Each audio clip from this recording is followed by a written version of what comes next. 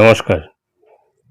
স্কুলের mid day meal অনিয়ম নিয়ে আরেকটি চিত্র আমাদের সামনে আসলো, সেটি আমি আপনাদের সঙ্গে শেয়ার করছি। হরিশ্চন্দ্রপুরের স্কুলে মিড ডে মিলের বদলে কেক বিস্কুট অনিয়মের অভিযোগ তুললেন অভিভাবকরা।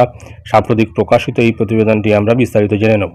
ওয়েলকাম ফ্রেন্ডস, আপনারা দেখছেন DD TV Bangla YouTube channel, সঠিক খবরের একমাত্র চ্যানেল।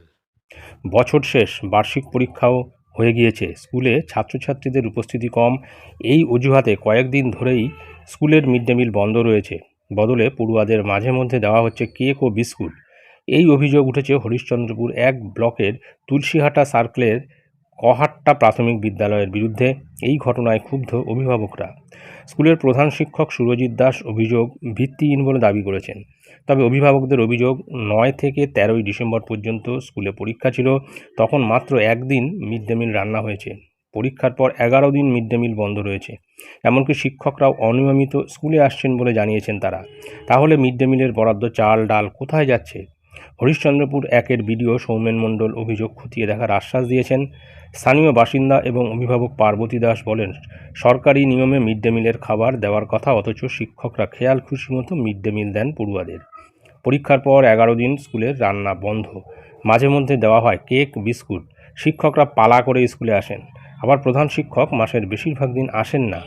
নানা অনিয়ম চলছে স্কুলে। বিদ্যালয়ের মিড ডে মিল রাঁধুনি বিচিত্রা দাসের কথায় পরীক্ষার সময় একদিন রান্না হয়েছিল, তারপর আমাদের রান্নার জন্য আর ডাকেনি। তবে বাচ্চা কম থাকলে শিক্ষকরা ছাত্রদের বিস্কুট ও কেক দেন।